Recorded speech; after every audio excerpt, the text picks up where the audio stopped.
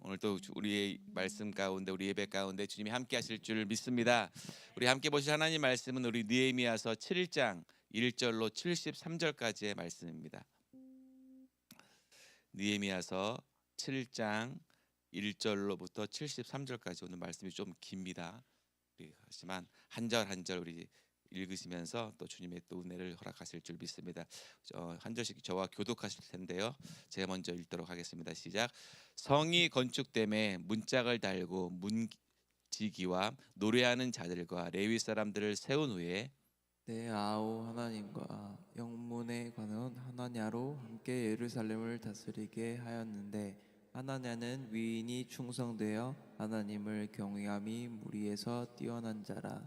내가 저희에게 이르기를 해가 높이 뜨기 전에는 예루살렘 성문을 열지 말고 아직 파수할 때에 곧 문을 닫고 빗장을 지르며 또 예루살렘 거민으로 각각 반차를 따라 파수하되 자기 집 맞은편을 지키게 하라 하였노니 그 성은 광대하고 거민은 희소하여 가옥을 오히려 건축하지 못하였음이니라. 내 하나님이 내 마음을 감동하사 귀인들과 민장과 백성들을 모아 그 보게대로 계수하게 하신 고로 내가 처음으로 돌아온 자의 보게를 얻었는데 거기 기록한 것을 보면 옛적에 바빌론 왕 느부갓네살에게 사로잡혀 갔던 자 중에서 노임을 받고 예루살렘과 유다로 돌아와 각기 본성에 이른 자 곧 스룹바벨과 예수아와 느헤미야와 아샤랴와 라마야와 나하마니와 보르드게와 빌산과 미스바렛과 비그웨와 느흠과 바나나 등과 함께 나온 이스라엘 백성의 명수가 이러하니라.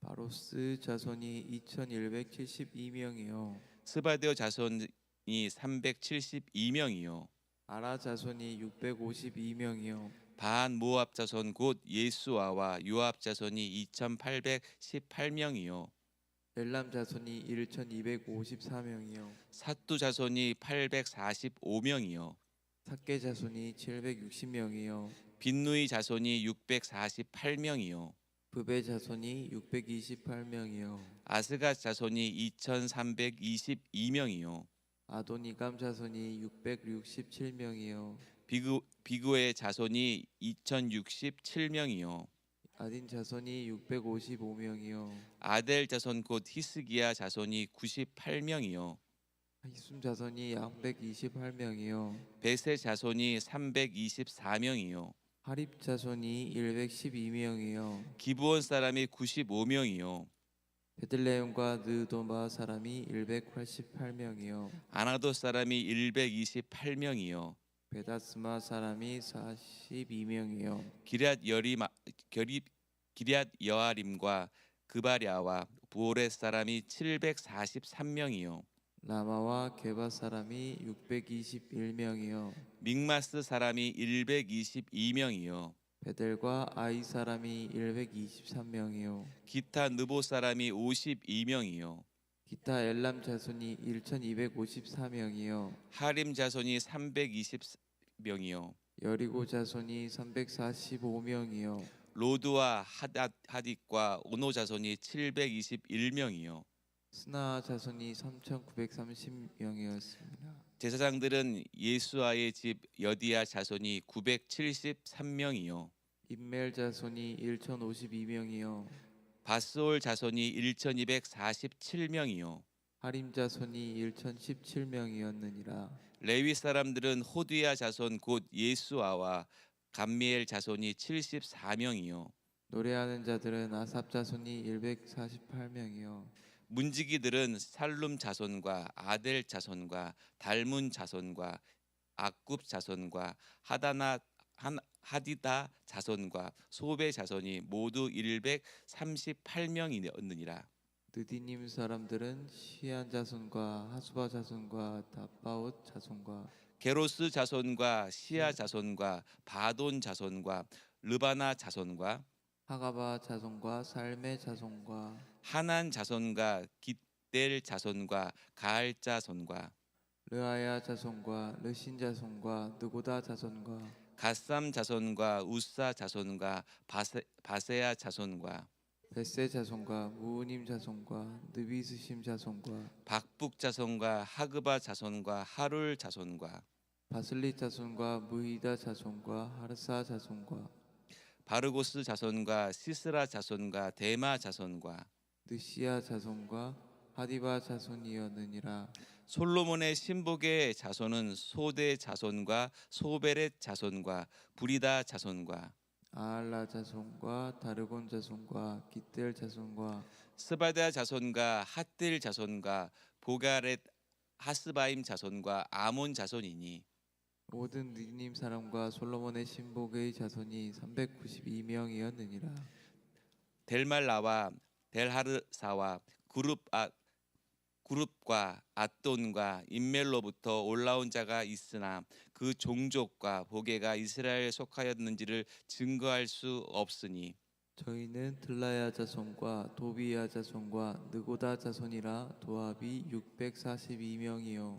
제사장 중에는 호바야 자손과 학고스 자손과 바르실레 자손이니 바르실레는 길르앗 사람 바르실레의 딸 중에 하나로 아내를 삼고 바르실레의 이름으로 이름한 자라. 이 사람들이 보게 중에서 자기 이름을 찾아도 얻지 못한 고로 저희를 부정하게 여겨 제사장의 직분을 행치 못하게 하고 방백이 저희에게 명하여 우림과 둡빔을 가진 제사장이 일어나기 전에는 지성물을 먹지 말라 하였느니라. 온 회중의 합계가 42,360명이요. 그 외에 노비가 7,337명이요 노래하는 남녀가 245명이요 말이 736이요. 노새가 245요. 약대가 435요 나귀가 6,720이었느니라. 어떤 족장들은 역사를 위하여 보조하였고 방백은 그 밀천 다릿과 대접 50과 제사장의 의복 530벌을 보물 곳간에 드렸고 또 어떤 족장들은 그 미만 디락과 은 2,200만회를 역사 곳간에 드렸고 그 나머지 백성은 그 미만 다릿과 은 2천만회와 제사장의 의복 67벌을 드렸느니라. 우리 함께 읽겠습니다. 이와 같이 제사장들과 레위 사람들과 문지기들과 노래하는 자들과 백성 몇 명과 느비dim 사람들과 온 이스라엘이 다 그 본성에 거하였느니라. 아멘. 할렐루야. 좀 길게 많이 읽었죠, 그렇죠?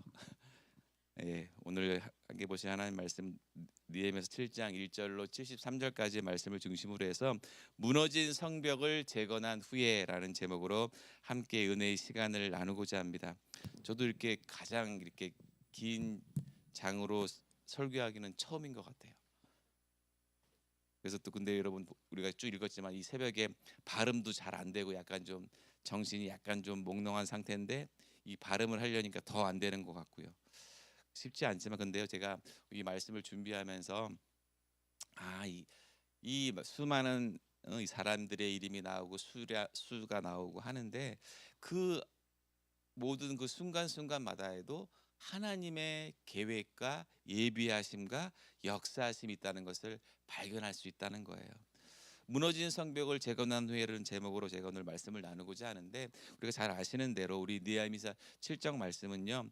그동안 느헤미야가 무려 정말 짧은 52일 동안에 무너진 성벽을 재건한 후에 놀라운 역사를 이루었습니다. 그런데 이 성벽을 단순히 건축물이 아니라 어떤 우리가 눈으로 보이는 어떤 외형적인 건축물이 아니라 이것은 이 무너진 성벽은 다른 것으로 표현할 때 이스라엘의 정체성의 신앙을 발견할 수 있다는 것을 여러분 기억하시길 바랍니다. 그만큼 무너진 성벽이었지만 그 무너진 성벽이 이스라엘 백성들의 하나님을 향한 그 정체성을 발견할 수 있다는 것을 여러분 바라보셔야 한다는 것이에요. 우리가 방금 7장 우리 1절부터 73절 말씀을 쭉 읽었지만 무너진 성벽을 이제 다시 재건한 50일 만에 이제 느헤미야와 함께 재건한 후에 그 큰 일을 치른 후에 그 다음에 우리의 영적인 상태, 우리의 삶이 매우 중요하다는 것을 발견할 수 있다는 거예요. 우리가 큰 어떤 일을 성취하고 어떤 내가 준비하고 어떤 큰 계획을 하던 것들을 성취하고 난 다음에, 그리고 그것을 잘 성취한 후에 그 다음 단계가 매우 중요하다는 것을 오늘 말씀 가운데 발견할 수 있다는 것입니다. 단순히 우리가 계속 우리가 읽었지만 그 수많은 명단이 나오고 뭐 몇 명이고 몇 명이고 쭉 명단이 나열한 것처럼 보이지만, 그것의 속에는요, 하나님께서 그 백성들에게 주시는 깊은 영적 교훈이 있다는 것을 발견하시기를 바랍니다. 그러면서 오늘 7장 1절부터 4절까지는요, 어떤 영적인 그런 수비와 공동체에 대해서 말씀을 하고 계시는데, 느헤미야는요, 무너진 성벽을 재건하고 문짝을 달아서 그곳에 문지기와 노래하는 자들과 레위 사람들을 세웠습니다. 다시 한번 우리 7장 1절 말씀을 한번 다시 한번 읽어볼까요? 7장 1절 말씀 시작. 성이 건축됨에 문짝을 달고 문지기와 노래하는 자들과 레위 사람들을 세운 후에. 아멘. 이 구절은요, 제가 좀 전에 말씀드린 것처럼 어떤 물리적인 성벽이 완성되었다고 해서 모든 일이 끝난 게 아니라는 거예요. 왜냐하면 오히려 이런 성벽을 건축한 후에 영적인 싸움이 이제부터 시작된다는 것을 발견할 수 있다는 것입니다. 그러면서 이 사탄은요, 그동안 무너진 성벽을 통해서 끊임없이 영적인 공격을 해왔지만, 이제는요, 그런 완성된 성벽 가운데서도 교묘하게 우리를 침투하려고, 영적인 공격을 하려고 침투하려고 도전한다는 것이에요. 그래서 느헤미야는요, 가장 무너진 성벽을 재건한 후에 가장 먼저 영적인 수비, 영적인 방어선을 구축하는 것을 볼 수가 있다는 것이에요. 왜입니까? 그는 예루살렘 지도자로서 하나님을 경외하는 사람, 곧 하나님을 두려워하는 사람을 세웠다는 거예요.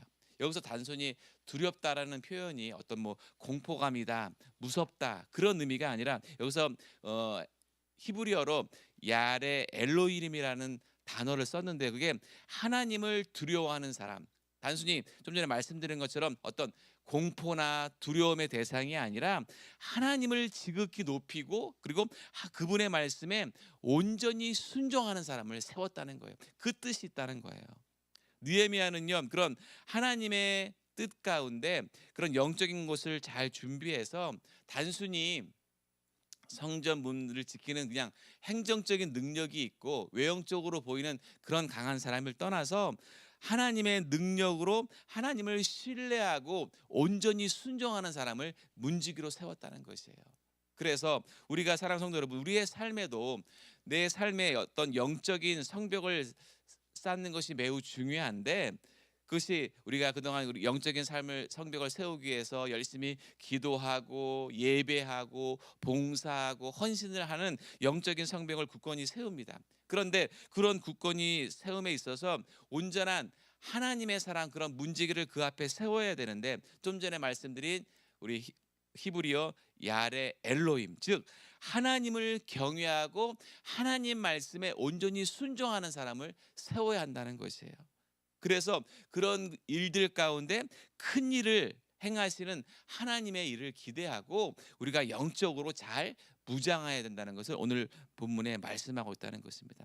그러면서 느헤미야서 7장 5절부터 64절에 계속적인 족보의 중요성에 대해서 말씀을 하고 있는데, 수많은 사람들이 언급되고 수많은 사람들의 숫자가 헤아려집니다. 그러면서 느헤미야는요, 백성들의 족보를 조사하기 시작하는데요, 7장 5절 말씀, 오늘 본문 느헤미야서 7장 5절 말씀을 같이 한번 읽어볼까요? 시작.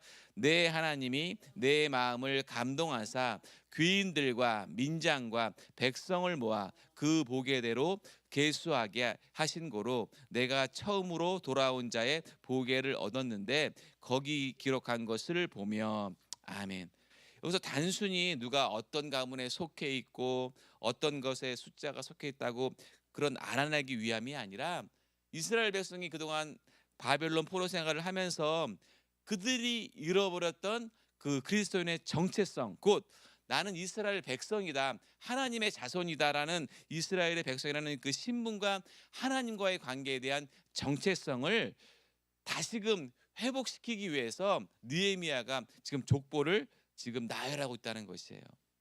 그래서 계속 우리가 정말 어렵게 우리가 쭉 읽었잖아요. 엘림 자손의 1200이요, 삿두 자손은 840. 계속적으로 숫자를 그 자손에 대해서 하면서 단순한 나열이 아니라 느헤미야는요, 이 족보 가운데 하나님의 이스라엘 백성이 언약 백성이라는 것을, 이스라엘의 정체성을 다시금 그 백성들에게, 우리들에게 알려주고 있다는 것을 발견할 수 있다는 것입니다. 그러면서 늘 이 족보에 기록되지 못한 사람들은 제사장의 직분을 수행할 수도 없다는 거예요. 왜요?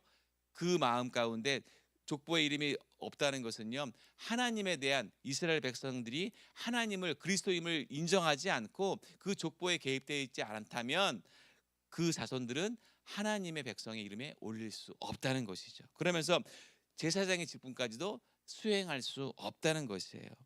그 말씀이 오늘 본문 7장 63절에 나와 있어요. 우리 본문 7장 63절 한번 같이 한번 읽어볼까요? 시작. 제사장 중에는 호바야 자손과 학고스 자손과 바르실레 자손이니, 바르실레는 기르앗 사람 바르실레의 딸 중에 하나로 아내를 삼고 바르실레 이름으로 이름한 자라. 아멘. 그러니까 그 제사장 중에서 그 정체성을 명확하지 않기 때문에 하나님과의 관계가 좀 애매한 사람, 좀 모호한 사람은요, 온전한 사역을 감당할 수 없다는 것을 말씀하고 있다는 것입니다. 우리가 교회 신앙생활하고 믿음생활 하시면서 내가 하나님의 자녀로서 주님의 일들을 감당하고 봉사하고 헌신하는데 내가 하나님의 자녀라는 정체성이 없다면 그것은 온전한 하나님의 일들을 감당할 수 없다는 것이에요. 그만큼 그리스도의 족보라는 것은요, 단순히 그 이름에 대한 명칭뿐만이 아니라 우리가 예수 그리스도의 보혈로 하나님의 구원받은 자녀라는 것을 선포한다는 것이에요. 그래서 우리가 어느 곳에 있든지, 우리가 무엇을 하든지 하나님의 자녀로서 하나님의 영광을 우리의 자리에서 나타내야 된다는 것을 우리가 이 말씀 가운데 발견할 수 있다는 것이죠. 내가 구원받은 하나님의 자녀인데 사랑도 없고 어떤 그런 희생도 없고, 그렇다면 그것이 온전한 하나님의 자녀라고 말할 수 없잖아요. 내가 하나님의 자녀라면, 그리스도의 사람이라면 주님의 그 정체성을 굳게 갖고 하나님의 말씀 가운데 영적으로 깨어서 하나님의 일들을 감당하고 봉사하고 헌신할 수 있는 우리의 믿음의 모습이 필요하다는 것이에요. 그래서 우리가 늘 어느 곳에서, 정말 내가 사업장에서, 우리의 가정에서, 우리의 직장에서 나는 하나님의 자녀다, 나는 하나님의 자녀 그리스도인으로서 온전한 그 그리스도의 사랑을 전하고 그 사랑을 베풀고 하면서 하나님께서 우리에게 제한 없는 사랑과 은혜를 주신 것처럼 나만 누리고 나만 축복받는 것이 아니라 우리가 함께 그리스도의 사랑을 나누며 하나님의 그 말씀 가운데 순종할 수 있는 믿음으로 헌신하시기를 예수님의 이름으로 축원드리겠습니다.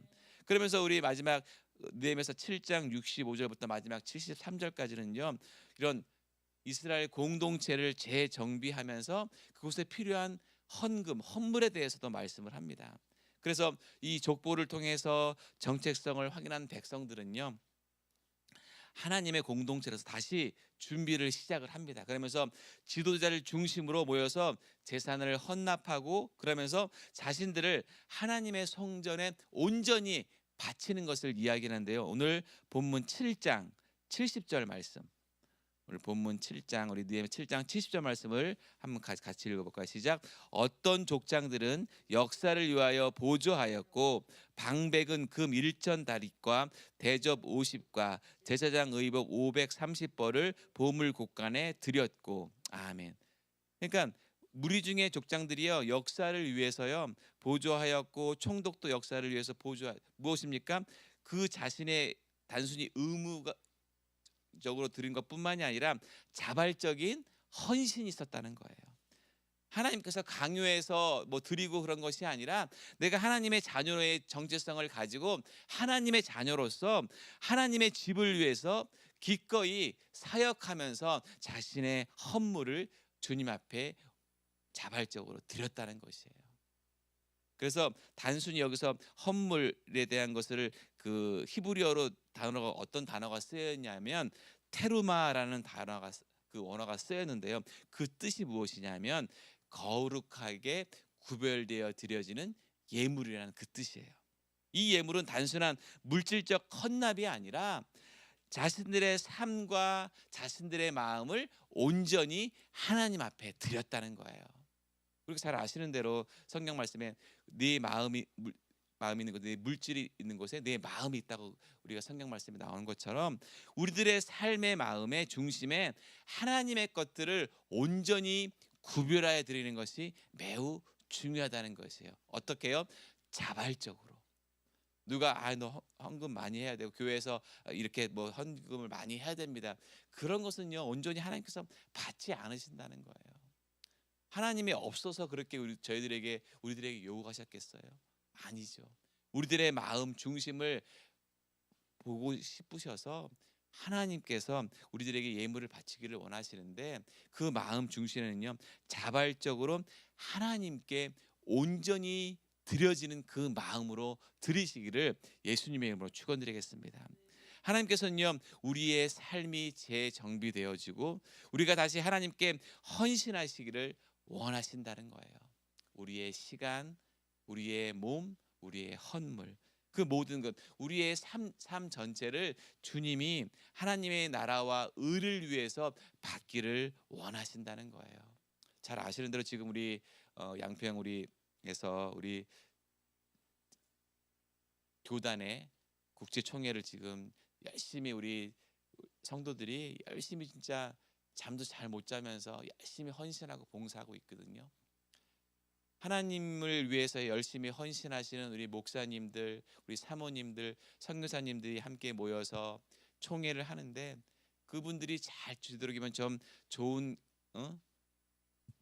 대접을 받으시면서 정말 그분들이 잘 회복되어지고 우리 국제총회가 잘 세워져서 우리 김광식 목사님이 세우신 우리 GMI 그 은혜교회와 우리 LA 은혜 본교회와 또 관련된 모든 교회들이 세계 선교와 그런 하나님의 나라를 위해서 헌신하시고 수고하시는 모습 가운데 국제총회를 하고 있는데요.